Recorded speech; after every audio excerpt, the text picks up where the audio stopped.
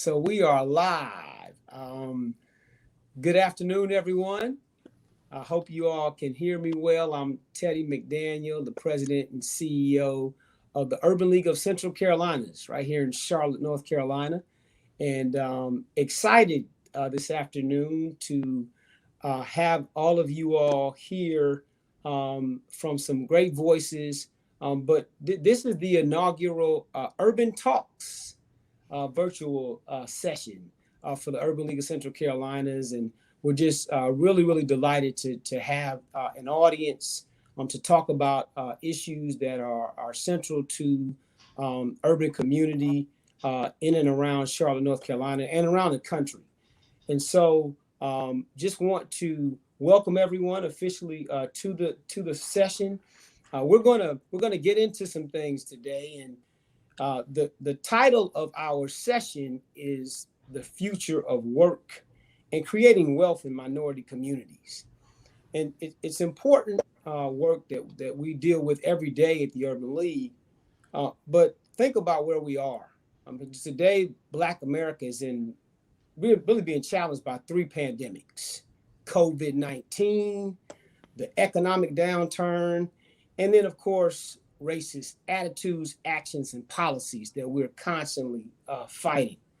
And so now's the time to examine where we are and talk about some solutions to get us moving forward. We talk often about the racial wealth gap. And I mean, if you don't know the statistics, they are really tough for Black America, and unfortunately getting worse. And so I want to applaud all that are here, and then also introduce you. You'll hear from some dynamic panel members. To start, I'm just delighted today to hear from the National Urban League's leader, longtime civil rights leader. He's done amazing things. He was a two-time mayor of New Orleans, Louisiana, his beloved hometown, lawyer, entrepreneur, recent author. So if you haven't gotten his book, The Gumbo Coalition, please get it. It's a great read on leadership lessons. But he's just a tireless leader for the underserved. He's a friend and a colleague. But we're delighted to have Mark Morial, the president and CEO of the National Urban League. Hey, so Teddy, Mark, thank you. Talk to us. Thank you. Let me tell you, first of all, good afternoon to all, and thank you, Teddy. Thank you, Spencer. I know Natalie will be joining. Dee Wilson will be joining. I want to thank all of them for joining. But, Teddy, I want to thank you for your leadership in Charlotte and in the Central Carolinas as you continue your distinguished career as an Urban League executive. Teddy is one of our new gen executives who's helping to transform the Urban League, people who've been successful in business and politics and government and other places who've come to bring their leadership stars and their leadership assets to the work of the Urban League movement. So, Teddy, I want to thank you for your leadership and also congratulate you on commencing this brand new Urban Talks virtual series. And Spencer, good to connect with you this morning or this afternoon. Let me set the conversation up this way. Just this week, yet again, the pandemic of unjustifiable racial violence under color of law has struck this nation and struck Black America. When Jacob Blake was shot in the back in Kenosha, Wisconsin, this young man appears to have survived that heinous, violent, unjustified attack by a man wearing a police uniform with a badge and a gun. But henceforth from this day, he will be paralyzed. A father of three, a goodwill ambassador who was at the scene trying to break up de-escalate another dispute, and he finds himself paralyzed because of unjustified police violence. Once again, the power of the iPhone, the power of the citizen, observer, bystander, spectator, witness, accountability agent helps us see what happened without any interpretation, spin, story, twist, or lie by the Kenosha Police Department. So we need not wait. We can make a judgment as reasonable, intelligent people that what happened to Jacob Blake was not justifiable. To add insult to injury, to take a very challenging matter and make it even worse, a 17-year-old white militiaman who on his Facebook page praises law enforcement, guns, and Donald Trump, goes to the scene with a long rifle for which he had no permit and no legal right to carry, and shoots two protesters. And it appears that the Kenosha Police Department welcomed the militia people, coddled the militia people, and allowed this person to flee the scene and go all the way to Illinois, even as witnesses at the scene said he's the one who did it. Look at the juxtaposition here. He shoots two people and kills them, and he's allowed to leave the scene. Jacob Blake, who's there as a goodwill ambassador, is going to his car. He's shot in the back. The juxtaposition points out the disparate treatment that Black people face when it comes to the police all too often in America. NBA players with the Milwaukee Bucks stood up and said, "We will not play tonight." NBA players with the Clippers and the Lakers said, "We are considering boycotting the remainder of the season." And we have to, and we love our basketball. Yeah. We have to applaud their courage and their willingness to take a stand.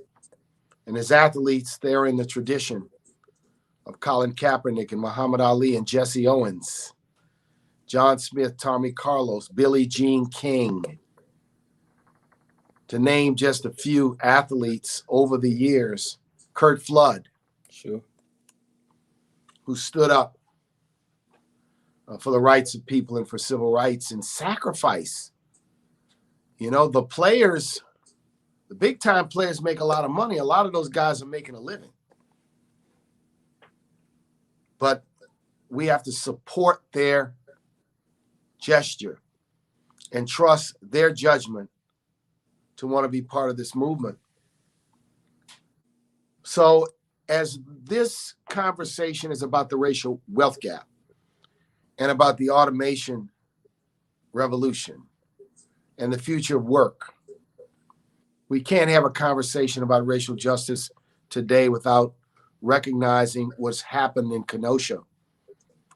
And I might add, without recognizing that tomorrow I'm here in Washington, D.C., and we'll be joining the commitment march. We'll be doing it with masks and social distancing, 57 years after the historic March on Washington. And we gather, when they gathered in 1963, there had been lynchings and killings throughout the South. And at that time, the recent assassination of Medgar Evers. Now, as we gather in 2020, we gather in the wake of the deaths of Jacob Blake and George Floyd and Ahmaud Arbery and Countless others. Rayshard Brooks, and we can name so many tragic, unnecessary deaths. So I wanted to just say that and say the most important thing we can do as a gesture of humanity is to keep those family members in our thoughts and our prayers and recommit our work to a more just and equitable nation. Hard work, difficult work today. Now, let me quickly switch gears, Teddy, and just share with people, maybe to refresh their recollection about the nature of the racial economic gap in America. I want to talk about income, and I want to talk about wealth. Okay. So when it comes to income, the median family income for a Black family is in the $40,000 range. And some 25, 6, 7% of Black people live below, 1 out of 4, below the poverty line. Median income in the low 40s. For white families, the median income is in the low 70s. And maybe 9 to 10% of white Americans live below the poverty level. There is poverty in white America. Mm-hmm. And there are more white people in poverty in the aggregate than there are Black people in poverty in the aggregate. Many of these white impoverished Americans are hidden in rural areas. Sure. And they're not discussed as though poverty is only a Black problem or only a problem of Latinos or only a problem of indigenous communities. That's income. Wealth is an even wider disparity. The average Black family has 1/10 of the wealth of the average white family. Right. And what is this wealth? Most wealth in America, is tied to ownership of land and property. So Black Americans disproportionately, their wealth is in the equity in the home that they own, modest savings, maybe a modest retirement account for some, no retirement account for many. And that gulf is wide, and that gulf has widened. At the base of it is this big gap when it comes to home ownership. 42% of Black Americans own the home that they live in. 71 or 2% of white Americans own the home that they live in. So we talk about income, we talk about wealth. Now let's talk about business, because the other way in which wealth is built and accumulated in America is through ownership of enterprises, private enterprises, businesses of all size, big, medium, and small.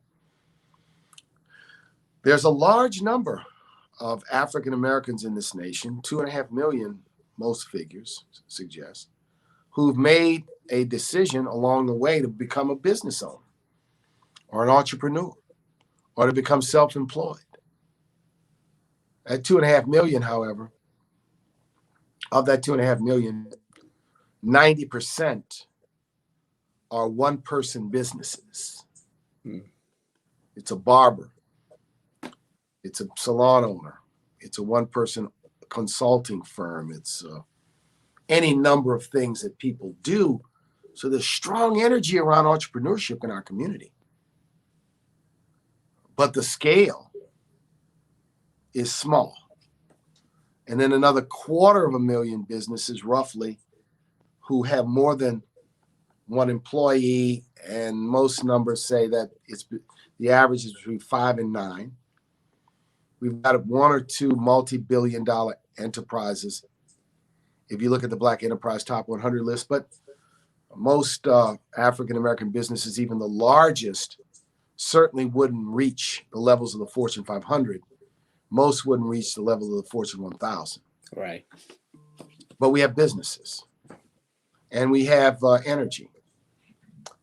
And then continuing, I want to add this because it's important.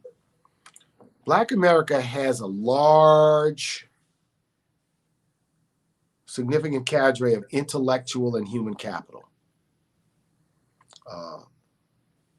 College educated, skilled craftsmen and craftswomen, tremendous amount of skill and talent across the board in science, in education, in law, in medicine, in research, in teaching and administering. Tremendous talent. We have tremendous talent, and more educated African Americans today than at any time in modern American history or in American history. So when we think about the racial wealth gap, I'd like to invite us to think about it from an asset point of view. There you go. And think about it in terms of liabilities also. But we have to begin by understanding the assets we have. So on a broader basis in this economy, an asset we have is our spending power collectively. 1.3 or so trillion collectively. That means we have a spending power almost equivalent to the size of the GDP of the Russian Federation, according to figures from a year or two ago. We have assets. We have spending power. We have human talent. And we have more African American elected officials than ever before, and more allied elected officials than ever before. We start with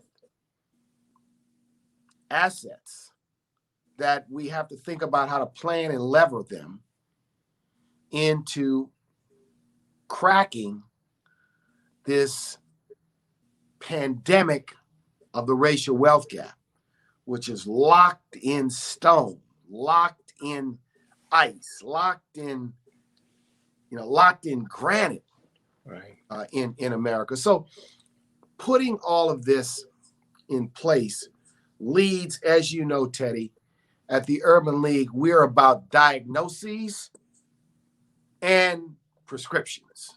there you go. Our conversation can never be diagnostic without being prescriptive. And we have to think of the ideas to solve these problems on multiple ends. So I'll use a few historic analogies. When did our numbers change most dramatically? From about 1963 to around 1980. Our numbers changed significantly. The poverty rate declined significantly. The home ownership rate had a significant or a substantial increase.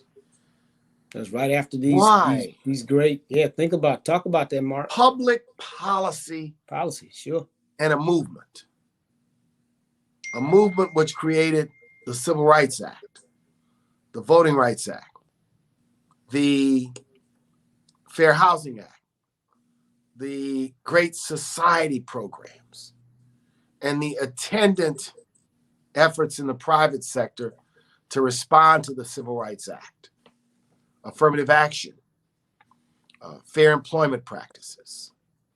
And we had this, you almost look at it, a mini Goldilocks period. And then the Reagan era came, and there was a pushback and an assault. Programs were cut, dollars were cut, arguments were made to discredit affirmative action. So we have to connect the dot that in this moment, public policy dating back to slavery and segregation and redlining helped to create the racial wealth gap.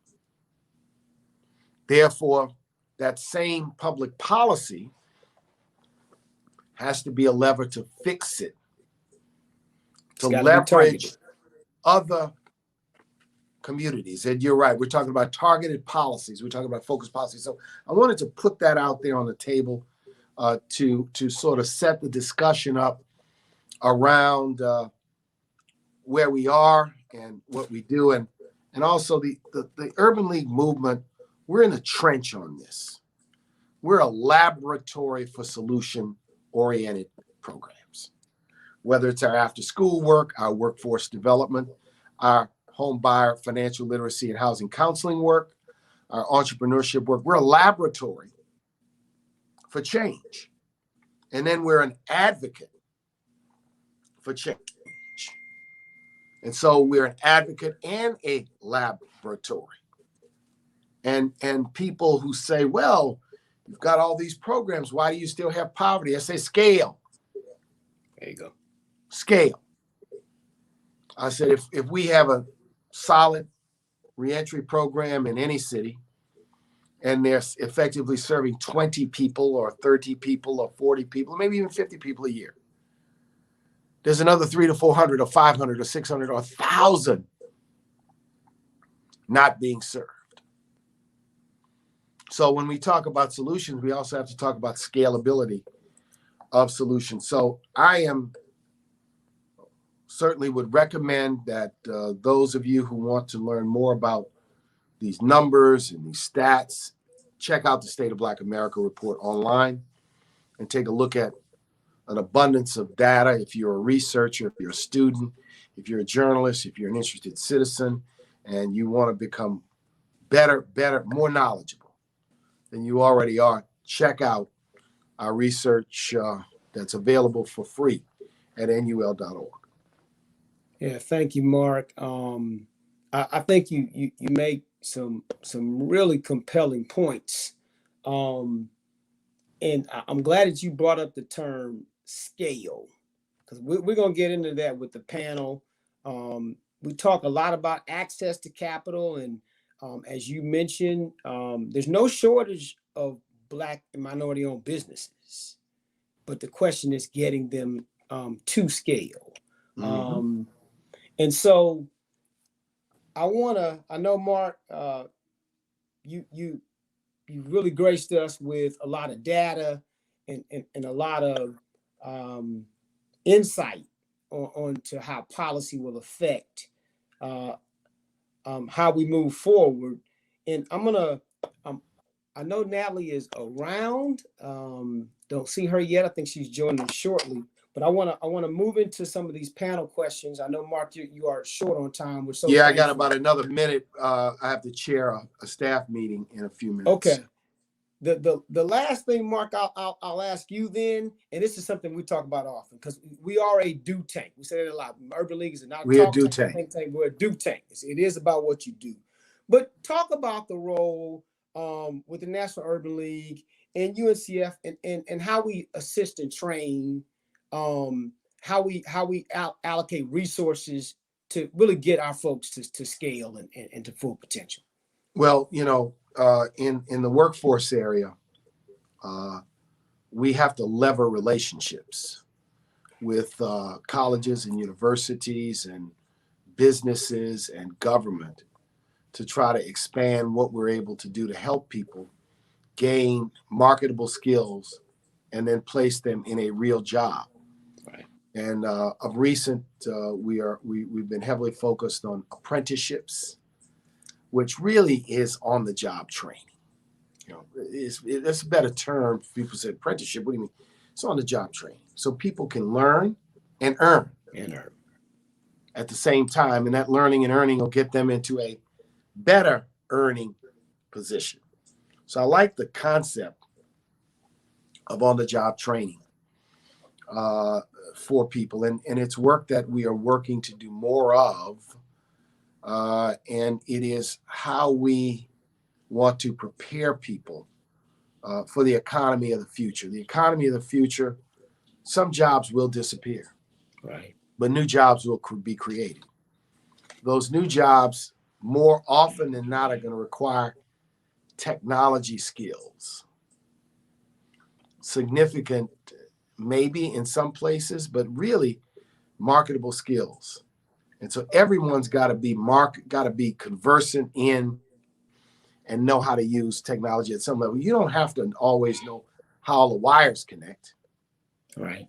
You may not know how to fix any of your devices, but you got to know how to use them.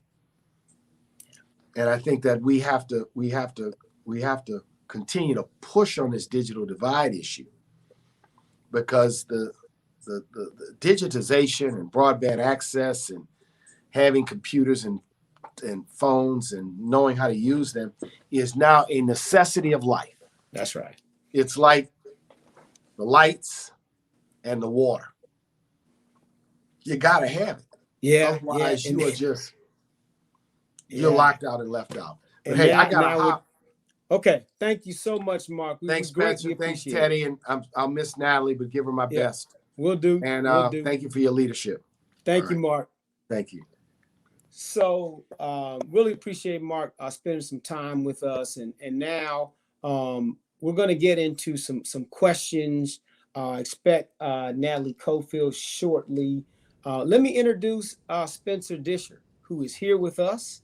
And let me say, unfortunately, D'Arva Wilson, who's a fantastic founder of D. Wilson Agency, had a conflict and can't make it, but we will certainly get her on in the very near future. But Spencer Disher is an adjunct professor in the School of Business and Entrepreneurship at Johnson & Wales University. He's also an executive board member at the Charlotte Angel Fund. Spencer has had quite a career in finance and really helping startups and entrepreneurship efforts to grow. I know you've been very involved, Spencer, also with Queen City FinTech and City Startup Labs. So, correct. Spencer, welcome. And let me get into one of those questions. And you heard Mark talk about scale. Now this will be access to capital, right? And so we always have to talk about that, because these businesses who have one employee need capital to gain more and get contracts. So what do you see the role of banks and financial institutions, and even groups like the Angel Fund, in lessening the wealth gap in minority communities? Yeah, so I'm going to parse that into two parts, in terms of what we're talking about. There's what the financial institutions, including, things like angel funds and banks and so forth, what their role is. And so Sure. let's just dig right into it. And that would be that I would be saying that one of the two important things to keep in mind as it relates to this, and that's that their role, they should morally be doing the right thing. And just as importantly, they should be doing what's right financially. And so their role, the role that these entities need to play, is very important. And so I'm going to touch on a little bit of why those roles are important, and then what do we do in terms of addressing that. So financially, good examples are a bank, let's say, lends money to an ABC company, and it also, which is white owned, and it also lends money to an XYZ company, which is black owned. And what we know, and this is something that Mark was touching on, is we know that historically, and we can still demonstrate it today, that the ABC entity, startup company, will most likely get a better terms on their loan than XYZ, Right. if XYZ is even able to get it. Okay.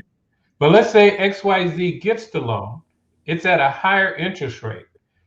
Everything else, all things equal, in terms of the economy, in terms of where they're operating and so forth, XYZ, the economy goes into some type of recession or depression. Well, the company that's paying less interest has a higher chance of surviving than the company who's paying the higher interest rate. Well, then guess what happens to XYZ, black owned XYZ or minority owned XYZ? They go belly up. The You are bank high says, well, risk. see, those guys, you're high risk, right? So it's self-fulfilling, so to speak. So that's the kind of example, and I think we're going to talk a little bit about it even later on, of how there's the human factor, but when we even start talking on things like automation or even the buzzword today, and a lot of these Right. tech startups Artificial is intelligence. AI, artificial intelligence. The inherent bias that's actually getting incorporated into these AI processes, especially in financial institutions. So we'll talk a little bit more about that later, but I wanted to just talk a little bit about why banks and financial institutions, including Charlotte Yeah, Angel talk Fund, about that, please. and I'll break down a little bit about Charlotte Angel Fund. So when we think about entities that start up, and this is like my entrepreneurship class 101, we talk about, well, where do people get money? So the first place that people go to get money is they go to themselves, whether it be their account where they might have some money, it might be taking out a mortgage on their house. I've seen people, start businesses off their credit cards. Okay. Right. I'm not necessarily recommending that. I'm just saying there are a lot of different ways that an individual is going to put money into their business.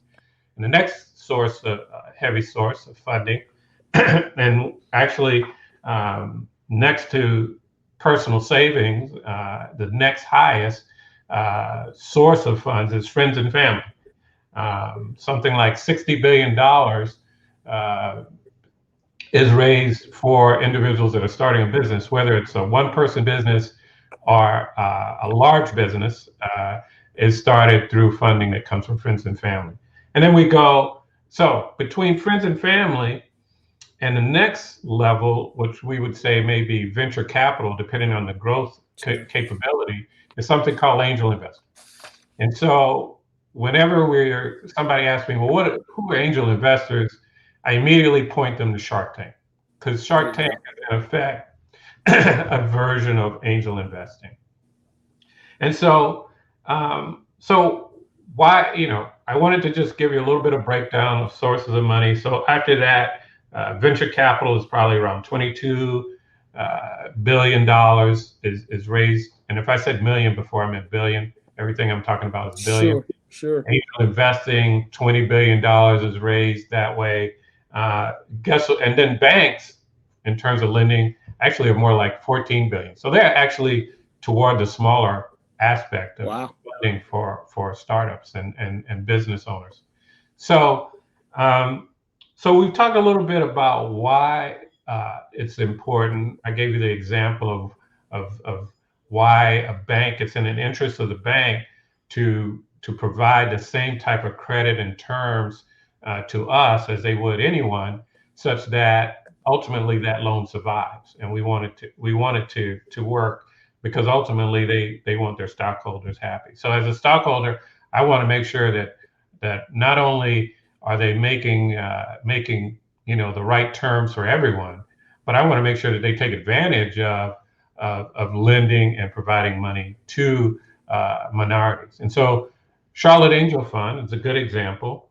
And Charlotte Angel Fund is actually lent to minority-owned founders. Our first investment, Charlotte Angel Fund, and we usually invest in the form of equity and convertible notes. That's Okay. how we typically invest. And the size of those investments could range from 25,000 to a half a million.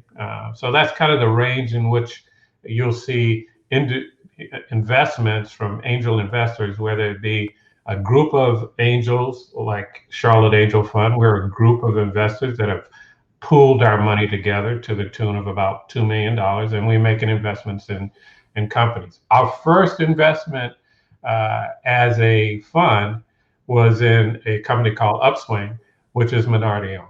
Okay. And so here's the thing that's important, Teddy, in in terms of how we solve this. We have to be at the table, okay? Right. If we're not at the table, if like when I joined Charlotte Angel Fund, I look around the room and no minorities are in the room. There's no one to kind of counter what inherent, intentional or unintentional biases there might be in the group. Because Sure. the group operates as That's normal. Let's just right. keep on going.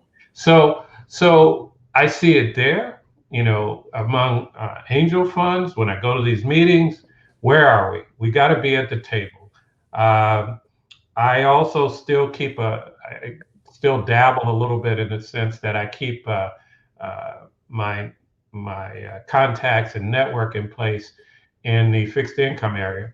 And I Okay. went to a major fixed income conference here in Charlotte that was put on by a major law firm, 400 plus attendees, and you could count on two hands how many of us were there. And so my point that I'm making is part of the solution is we got to be at the table. Uh, Right. we have to be at the table, whether it be things like Charlotte Angel Fund, where you have we need minority investors, or whether it be not-for-profits, which are making and helping make policy decisions. I happen to sit on the board of Habitat for Humanity, and we're talking about things that are going to impact housing in North Carolina. Sure. uh, there's a House bill right now, House Bill 1200, that's sitting on the table, that's going to have a large impact on homeowners here in North Carolina through the end of the year. So, long-winded answer to No, two, no, not it's but I wanted to just start to dig into what I think are some of the why is it important that financial institutions pay attention to us, and then how do we make sure that they do it? So, yeah. No, thank you. It's a good lesson on these options that a lot of entrepreneurs of color just don't know exist or have been locked out of. Which is good. I want to. You mentioned nonprofits, and from a policy standpoint, I understand that. But let's go back into CDFIs, okay? And I want to talk about this because I've worked all over the country in banking, and I got to the state of North Carolina and found that there were very few, and so it surprised me. But let's talk about the role, because a lot of times when it comes to Black businesses and minority businesses, they go to places that they're familiar with, right? mhm, Or mhm, or Black-owned banks, and they're not a lot. mhm. But talk about the role of CDFIs and how we need to expand that, or maybe we don't, or the strategy to getting businesses the capital they need to grow. Right. So I'm going to first of all put the disclaimer that that's not an expertise of mine, All but right. I know enough to at least we can bounce around a few things on this. And so, first of all, community development financial institutions, CDFIs, are located all across the nation. And basically, they're out to, their legacy, if you will, is to act as stakeholders in actually addressing what we're talking about today, which is this racial wealth gap. Okay. Okay. And they do it through trying to provide financial resources within underserved areas, communities, both underserved financially and from the standpoint of access to credit. Um, and so you're right. I think that I did a quick lookup of in North Carolina. I think there are only 19 here, and of those 19, I think 4 are affiliated. 4 of the 19 are linked to each other. Right. That would be self-help. But I would say that they definitely, and keep in mind that this came through policy. These CDFIs had came through. Their roots are in policy, and so this goes to the plug of. And I'm sorry I have to plug it right now, but we're going to plug how important voting is. Sure. Because in the food chain, you have, who we're putting in various offices that make public policy, which is impacting both, the for-profit, not-for-profit sector, and things like CDFIs are a result of what I would say good policy to try to have an impact on this impact within these financially distressed communities. So I think that's important. And by the way, I want to just go back to and just make a plug. You mentioned scale Right. as we were coming into this, and this is just something I want to make note of. And so I applaud these individuals who start up companies and want to try to address a problem. We say in the startup entrepreneur community, all the startups are basically trying to address a problem, and that's where the seeds of an idea for a startup come from. But many times we get caught up on little things like title. I need to be the CEO of my company. I need to be the president. I want to put that on my business card. I need to be the CEO, or I need to be the president. So we're all busy trying to be CEOs and presidents. So we're busy chasing the title instead of trying to chase truly the financial opportunity. Right. And that is that, maybe Teddy can start up a business in consulting, and Spencer Disher can start up a business in consulting. And so we're both sitting out there fighting to get in consulting.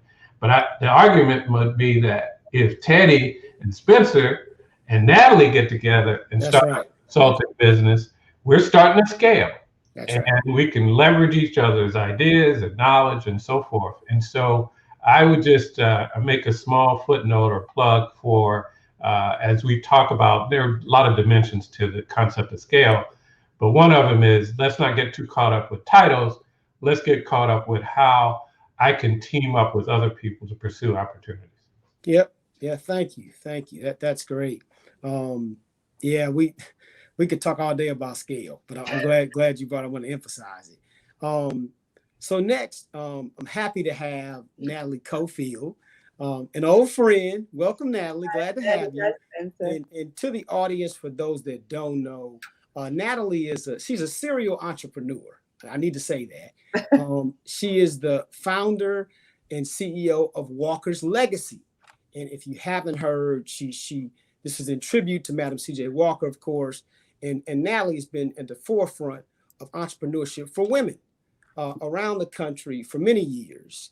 And so I also need to say that she's done a lot of things. She's been on the cover of Black Enterprise magazine. She's a superstar. But she's also a proud graduate of Howard University. And I can't not say that because a certain female graduate of that university is a vice president candidate. So I have to make that plug for HBCUs and for Howard specifically. But Natalie, thanks for being here. I'm gonna get right into it with you because we've been talking about this entrepreneurship and automation world for a while. Yes. But the first question for you is what does success look like when it comes to creating generational wealth in Black and brown communities? And tell us about that role that you know so well, entrepreneurship, and how it plays out. Yeah. So, I mean, what does success look like as it relates to generational wealth transfer in Black and Brown communities? I'll start there. Um, that varies, but it should look like this. The formula and the tools should be the same. How much you have to give is what varies, right? Right. So we should be financially sound from the perspective of having bank accounts, from the perspective of having savings, from the perspective of having multiple savings accounts. There are savings accounts that you dip into just because you would like to go on a trip, and then there are disaster type of savings accounts that you dip into when something catastrophic has happened, i.e., we're in a circumstance like we're in right now during a pandemic. These are things that we can always be prepared for. The ebbs and flows of life, right? Right. Part of that also requires that we are reducing some of the expenses. People ask about how do you build savings? You build savings by either creating more money that you save or by reducing expenses and saving what is left over from that. And all of those things are definitely things that we need to continue to evaluate as it relates to their possibilities. You also build wealth through things like insurance. Having the proper insurances on both yourself, your life, your health, your assets, your home, your loved ones. And in some instances, these insurances, I think for some folks, it sounds very expensive to think that you might have $1 million life insurance package. But when you look at what that may cost you on a monthly basis, it feels more palpable because that's what we've been spending on Starbucks, possibly, or Right. that's what you may spend on, whatever your favorite adult beverage may be every month. And so if we're able to put those aside, it's on. If we're able to put those aside and say we're going to use that for insurance, that's what we should be doing. The other thing that we need to do is have ownership. You can't insure things you don't own at the level that you'd like to, right? So ownership through home ownership, through business ownership, through asset ownership. Let me tell you, art is a form of an asset. And I don't think a lot of people even think about the fact that you can transfer wealth through transferring your art collections to Right. your children. These are serious things that people are, so, we should be thinking about this in multiple ways. To me, that's how you transfer wealth. And then I look at that from the parental, the owner perspective, and then from the children's perspective, because I want to say this. Okay. It is very important for us to take care of the businesses that took care of us. There are a lot of kids that grew up working for companies that were blue collar businesses that their mom and dad created, that went off to every school known to man, came back, had a lot of pride about themselves, and decided that they didn't want to work there anymore. It was good enough to pay the house note. It was good enough to pay the college expenses, but it's not good enough for you to work there anymore. And so what we see is that now people don't want to go back to work at these companies, and then they fall by the wayside, and mom and dad sells the business, or aunt or Right. uncle sells the business. That's not how you get to generational wealth either. What we've done is we've lost a generation in that. You're not transferring that business and all of its past performances, all of its past clients and present clients is off to anybody. So we have to ask ourselves and our young people to teach them to grow up in these businesses, not to look at them as things that are beneath them because of the industries that we're in. And we're at a great time for this right now. There's somebody who gave up on a cleaning business because it was not what they learned at Harvard. Harvard Right. told you to go off and work at McKinsey Consulting. They didn't tell you to go off and work and take your mom's janitorial business and turn it into a multi-million-dollar business. Well, guess who's doing well right now during COVID? That Right. janitorial business. That's right. Those necessity-based businesses that are recession-proof are the ones that are doing well. So I think it's important for the owners and the children to value the very institutions for which their livelihoods have stood on foundations of. That's how you also build generational wealth. In some regards, it's like it's not even an option that you're not Right. going to do this because this is part of the family tradition, and therefore you need to pay your dues and be here and add value to what this family has done. And you asked me another question about where things are going from the workplace, Teddy. Is that what you Yeah. asked me? Well, so I want to start to talk about automation, right? Okay. So 'cause at the Urban League in Charlotte, I mean, we're deep in workforce development, Mm-hmm. right? From training, from technicians to coding, medical coding to IT type things. But automation. Okay, so as it continues to progress, which industries do you see will be impacted, or talk more about the skills and the functions that our people will need to be prepared for those jobs that we don't know exist yet. Mark talked about that in automation. Yeah, I mean, to be honest with you, automation should have all of us shaking in our boots. Right. I mean, at some point, it's almost like, automation has the capacity to do so much of what so many of us do, so many different facets. I mean, automation is something that we're seeing in the trucking industry, self-driving cars. It's something that we're seeing in the service industry with you touching the screen and telling the screen what you want. We're seeing it in the retail industry. You literally walk out of the store with everything that was in your bag and never have to talk to, touch, or engage with a single person there. That's what Amazon is creating. Think about that. Wow. With their space, because it reads every single barcode in your bag, right? So it starts in some regards, it starts with the justification of this is trying to help us improve operational efficiency, reduce costs and expenses. And so we're starting with, the service, retail work in that space, things that cost us more money. And then it will start to bubble its way up to other things. Algorithmic decision metrics that now start touching into management, right? Because management is supposed to be wise and logical and informed and making the best decisions on behalf of the company.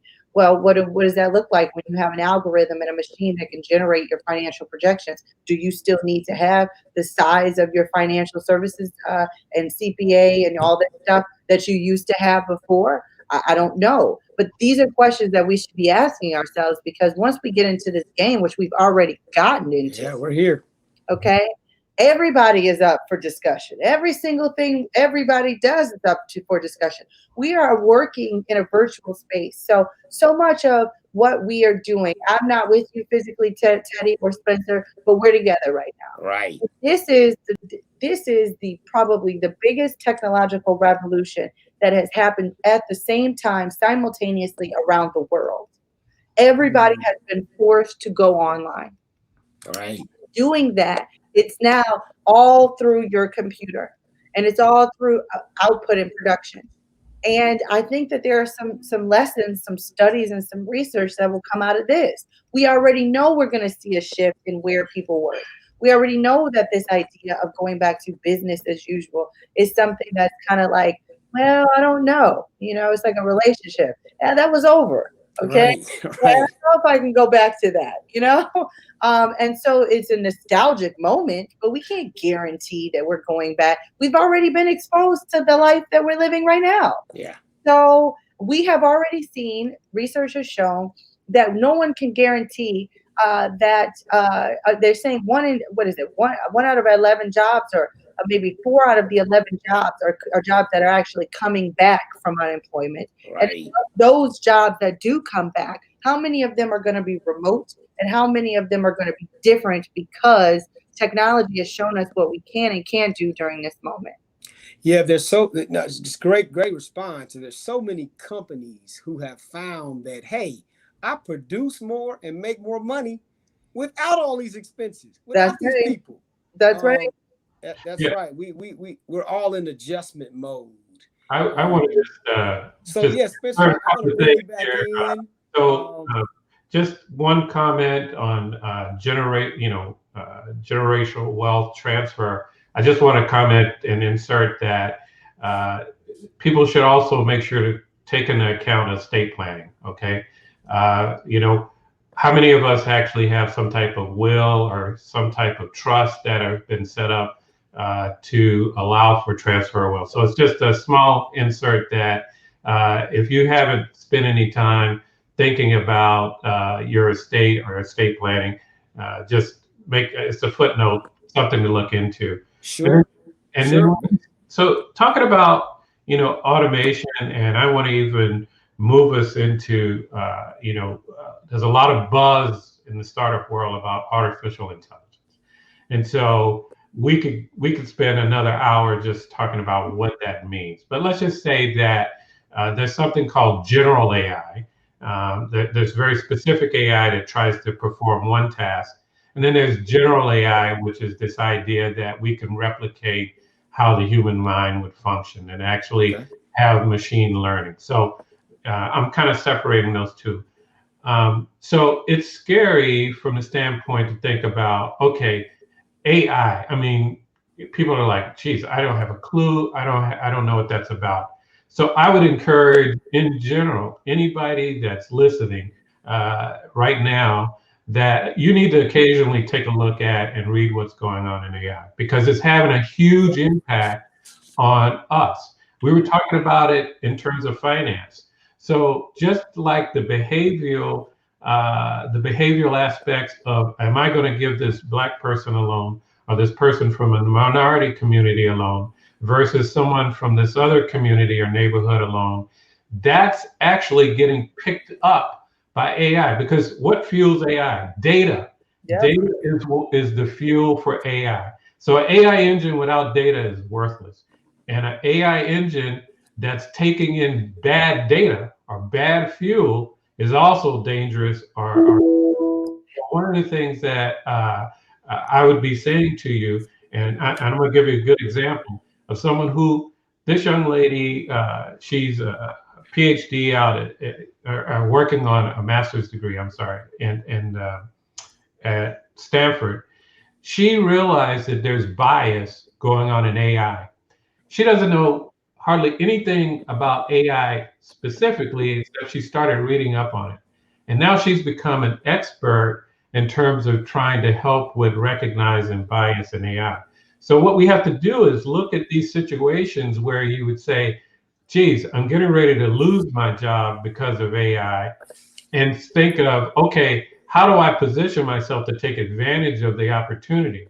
So if my car is going to be self-driving, guess what? That car is basically turned into a very complex computer, and it's going to, and sooner or later, I got to take it in to get work on it. And so I need somebody that's trained with technology, or understanding the technology that's needed to try to keep that self-driving car, self-driving truck working. So how do we even know about that? How does someone know about that? Right now, as I think Natalie was touching on it, we're in this virtual world. And the beauty of this virtual world is that I can be in just about any meeting anywhere in the world without leaving my study. Okay. Right. And so guess what? So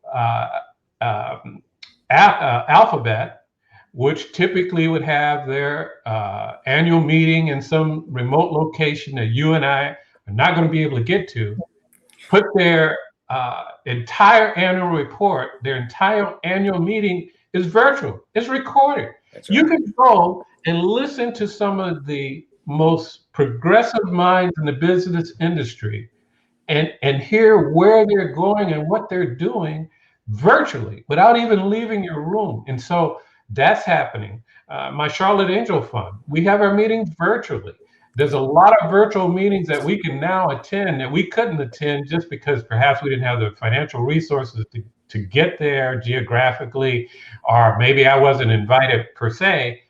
I can now get to those meetings, and the information that flows from some of those things, I think, can help one think about, how do I position myself such that if I'm maybe about to lose my job, where is the future of that job? So, Right.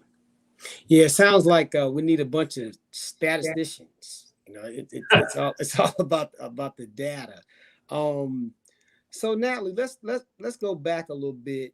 I want you to talk about women and entrepreneurship.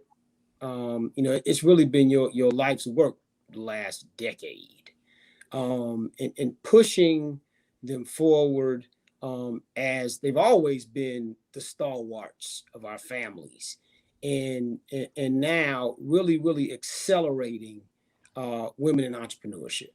Yep, absolutely. Very happy to do that. So I talk a lot about Black women specifically as it relates to entrepreneurship, looking at our trends in our community.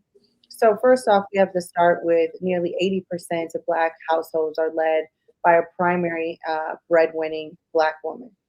That's 80%. Wow. That's huge.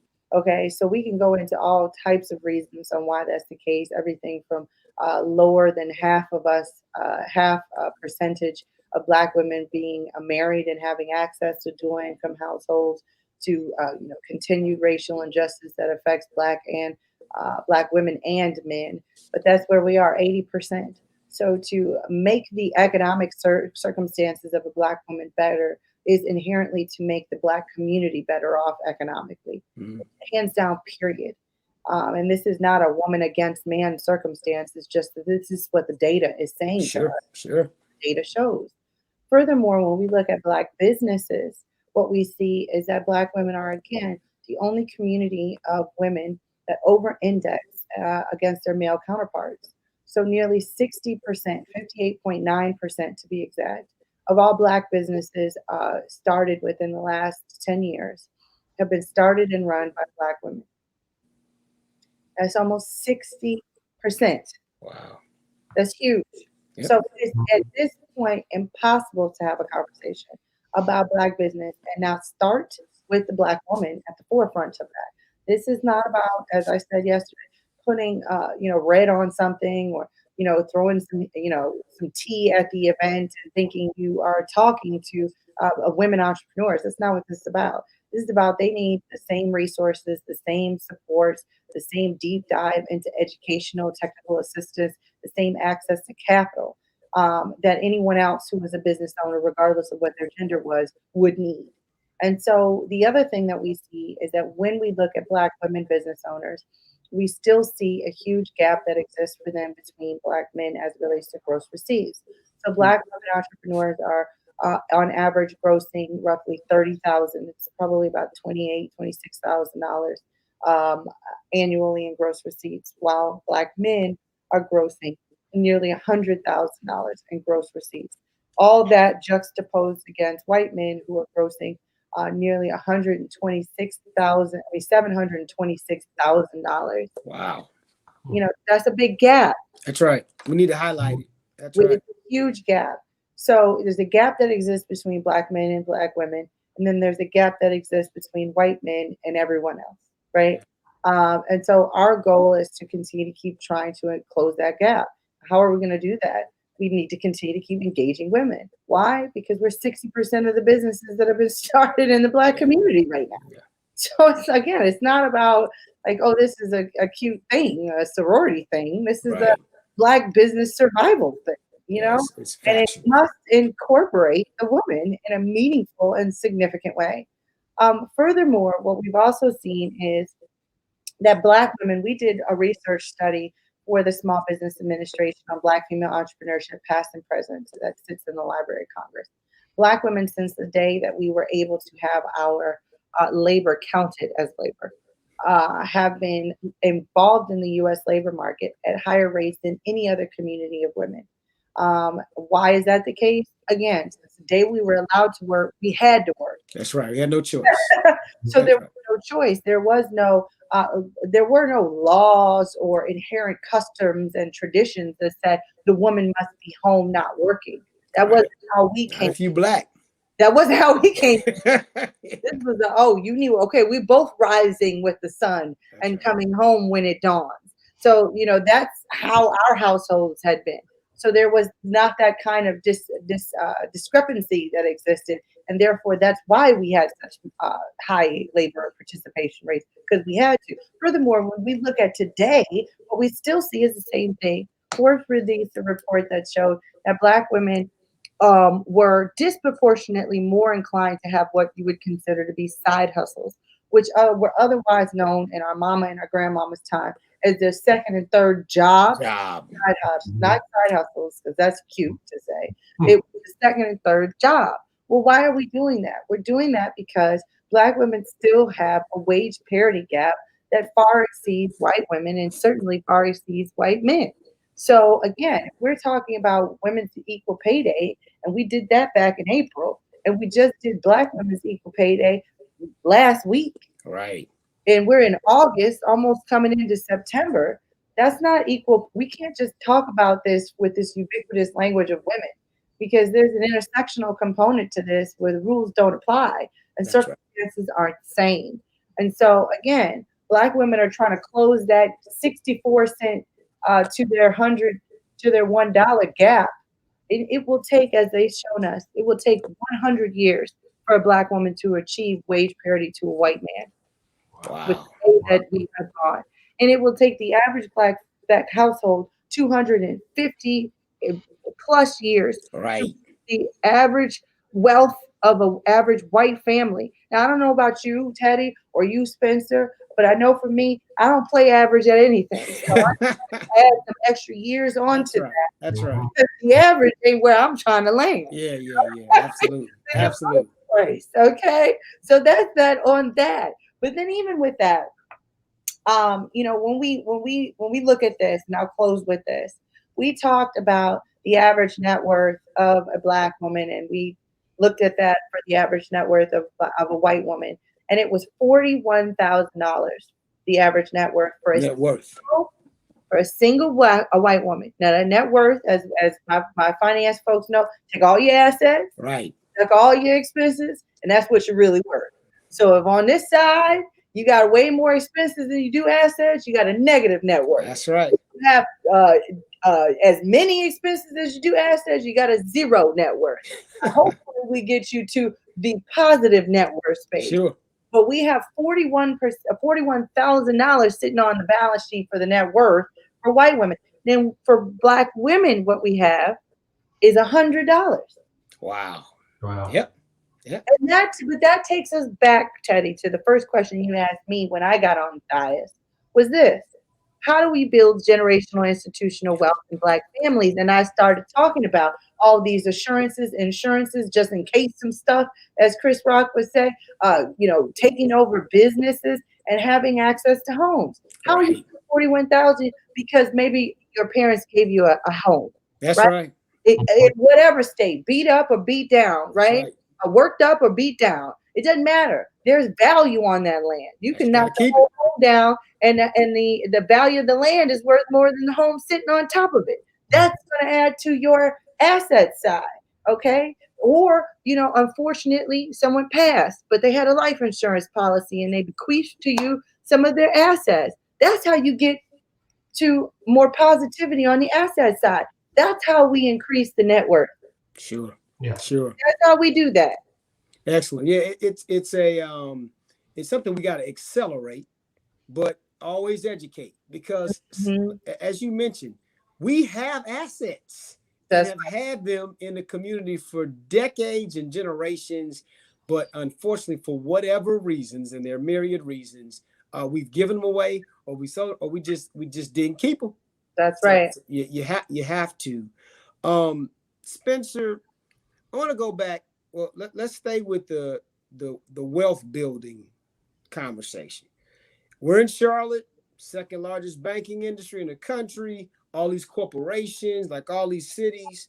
What should organizations and corporations be doing to support minority-owned businesses? I mean, because of racial unrest and all of that, there are people saying, and corporations making commitments, right? And then people criticize that. But in your opinion, what should corporations and organizations be doing to support these businesses so they can scale?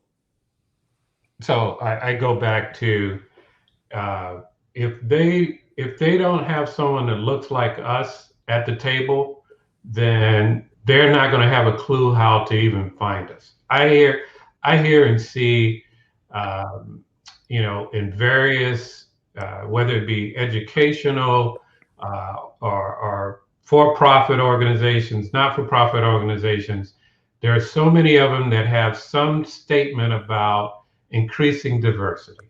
Right. And they're talking about increasing diversity without having any of us at the table to even know where to find it. Charlotte Angel Fund, they would like to have more minorities involved, but they were at a loss as to, well, we don't even know how to go about finding where they are. Now, I don't want to get into how large an effort they made. Right. Point is that I think that the first thing that any of these organizations that that we expect to have an impact or bring more of us in, to lend more money to us from a credit standpoint, to invest more money into it from an equity or venture capital or angel investment standpoint, I think we have to make sure that there are more of us that are at the table. And so not for profit, same thing. We have to make sure that we're there. And so at the flip side of that is we need to go there. Okay. We can't be comfortable. You know that Johnson and Wales has this great relationship with the Urban League, and Benjamin Robinson happens to be head of the College of Business over there. And one of the things that we talk about all the time is that we, as people of color, we need to be talking to each other and networking. And so when there's a position for board of directors for a not-for-profit that's as large as Habitat with a multi-million-dollar budget and impact and connections to major Fortune 500 companies, which, by the way, is one path into a corporate board, then we need to show up at that not-for-profit. We need to be there for the Urban League in terms of what you're doing. So, I can't just sit there with, I got mine, everybody else needs to worry. We need to make sure that we're reaching back. Even young men, it just was announced that there's something called NC Idea. NC Idea is basically putting together a group of individuals here in North Carolina. They just put out a press release. I will be part of that. And along with that is a young man named Calvin Williams, who's a startup company called Freeman Capital. You've heard, I know Calvin, sure. Out there, he's out there. He's on that board. So Calvin's not only trying to get his company going and on solid financial footing, but he's already reaching back to see what he can do to help others like him, find, who are these angel investors? Who are these venture capital? By the way, he just received some venture capital funding. So good. Those are some of the things that we have to make sure. We got to be at the table. Yeah, it's lift as you climb. Certainly, you have to do that. Well, listen, we're starting to get towards the end here, and it's been a really thoughtful conversation around automation and wealth creation. We got to keep pushing. Both of you all know this is also about educating those that are around us, our network, and especially younger folks. So, and Spencer, I want you to just talk about minority serving institutions. Johnson & Wales is one. We got Johnson C. Smith here, HBCUs, and all of these. What do we need to be teaching so that when these students, or even at the high school level, I should say that, we can't leave CMS or districts out, because we talk enough about you got to get your core skills, but we don't talk enough about business at the high school level. But what should we be training and teaching so that when you do come out, you have an asset building mindset? That's a great question.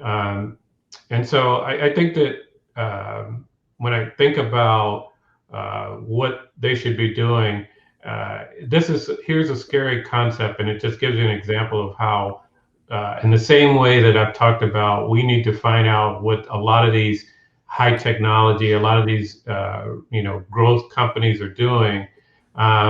It turns out that something like over half of all the HBCUs were still teaching Fortran 5 years ago. Okay, Fortran was taught, and God knows, hopefully you all can see, I got a few gray hairs here. Right. Fortran was taught in dinosaur age when I was coming along. Okay. If you're not familiar with things like Python, then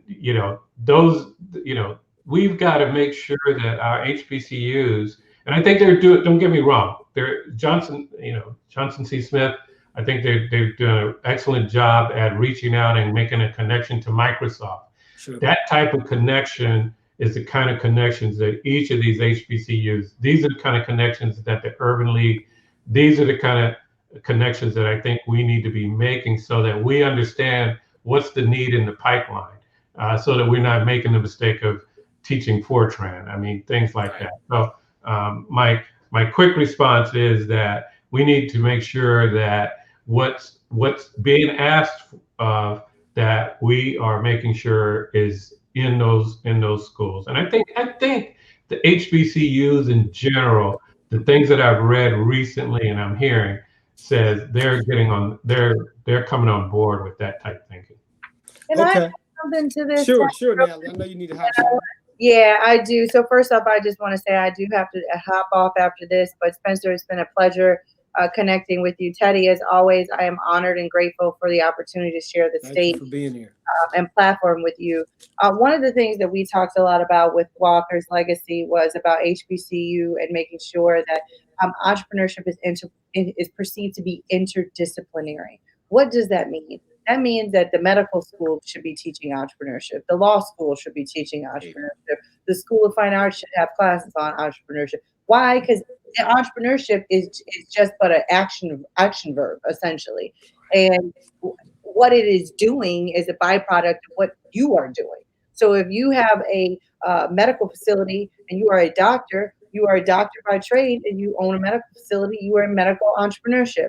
If you are a artist and you are, selling your services, you are a creative entrepreneur. So, people need to be able to see themselves in every facet of entrepreneurship, because entrepreneurship is facetless. It is infinite in terms of where it can go. It's all about what you are doing. So not just having that sit in a school of business, which again, a student from School of Fine Arts is never really going to go up there potentially. You don't want to keep that type of information from them so that they know about how to deal with their contracts and own the masters to their masters. These are the business conversations that they should be getting in School of Fine Arts, regardless of whether they have access to business or not. So that's one. And then two, at the early stages, we just did a big girl summit. We had hundreds of girls ages 7 to 22 talking about entrepreneurship. We had a 15-year-old multimillionaire on, Michaela Ulmer, her, Teddy. Yep, sure do. She just dropped her book recently. She's 13 years old. We just finished a class teaching more than 40 girls who are between the ages of 7 and 18 entrepreneurship through summer boot camps. Why? Because these girls have hobbies.